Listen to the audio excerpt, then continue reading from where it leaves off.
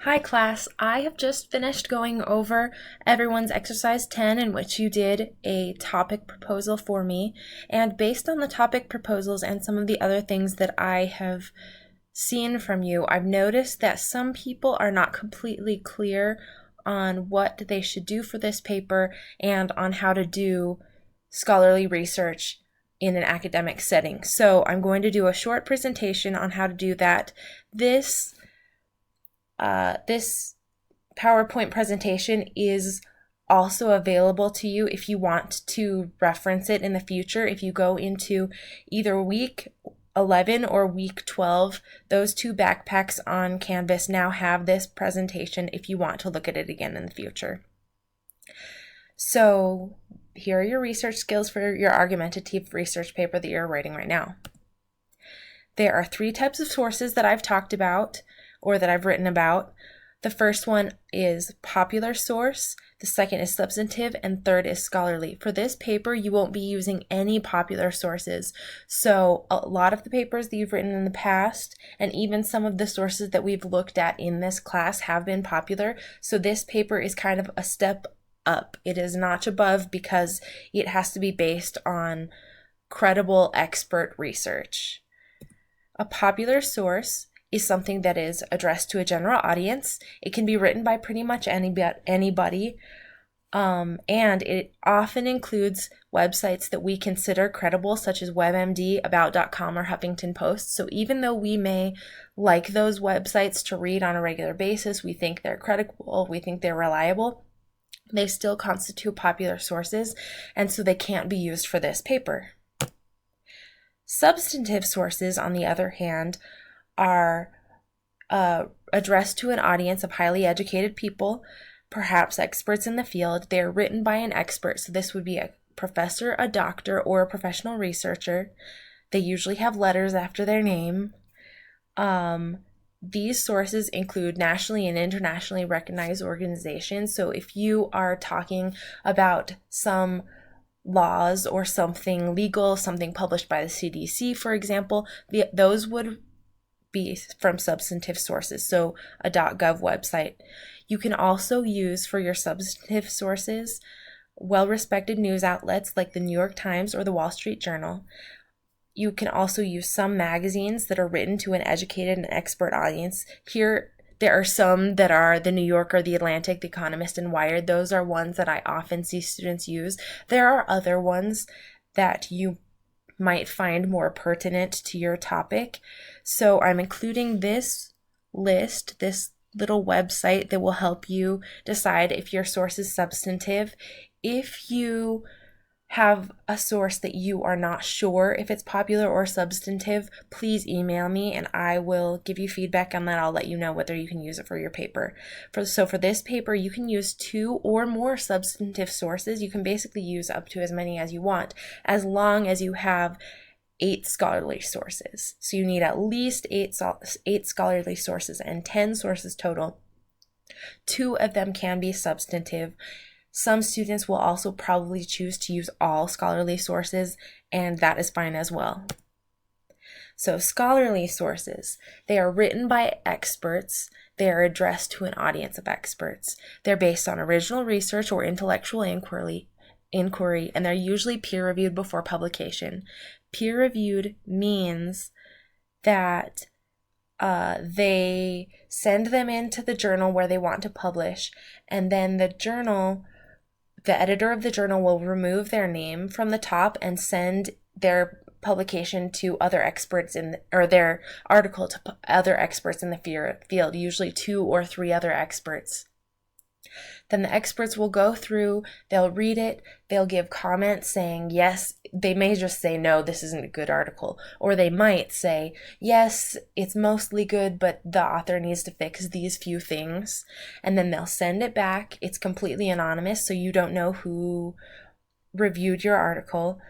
They'll send it back, you will fix it, or the professional or whoever wrote it in the first place will fix it and then resubmit it. Sometimes they'll go through several rounds of peer review before it's accepted into a publication, and this is standard. This is actually one of the reasons we do peer review in our class, even though you're not necessarily experts on each other's topics. So once it has gone through the peer review process, it's considered reliable and can be published in these journals. If you want more information about scholarly sources and how to identify them, here's a website that you can look at. If you want to use Google. Someone I noticed last week in the discussion, somebody mentioned Google Scholar.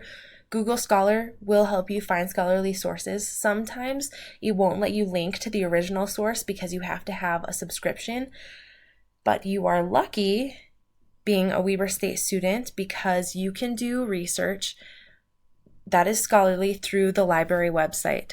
So this links to the library website, but it's just library.weber.edu. You can use it at home or on campus. If you are at home, you'll have to sign in. So what you'll do when you first come to this website is you click on the pancakes, the blue pancakes, which is the databases.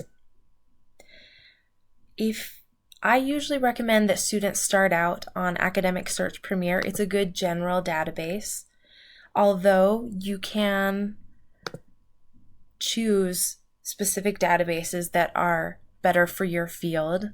So I know if some people are doing something about education, for example, they would use ERIC, they would use Education Full Text. There are probably a few other ones that you might choose. So you can look, I'll let you look through these individually. So you click on all the ones you want to search. Then I recommend that you also always do an advanced search. It gives you a few better options than just the regular search. And there are a couple of tricks you can do so that you can get all of the sources that talk about your topic. So say I'm doing something about education and ADHD. Maybe how does ADHD affect college level students or something. So I could do education,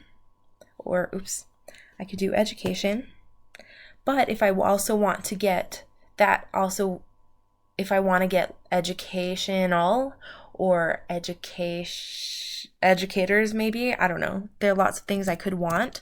So I could choose to do the partial word, educate, and then put a star next to it. And that will give me anything that begins with educate. So you wouldn't want to do something like, I don't know, pop or something like that, because then you would get popular, you would get populist, you would get population, and all of those are very different. So you want to choose the root of the word that is long enough that it will give you only what you're looking for. So I'm doing educate, and then you do and. You type in and. You can also type in or. I recommend that you always do them uppercase because there are certain databases that will not recognize this command if it's lowercase. So you want to do educate and then I'm going to do ADHD. That's just uppercase because it is an acronym. And that will pull up everything in these databases that includes things about education and ADHD. So these are some good sources.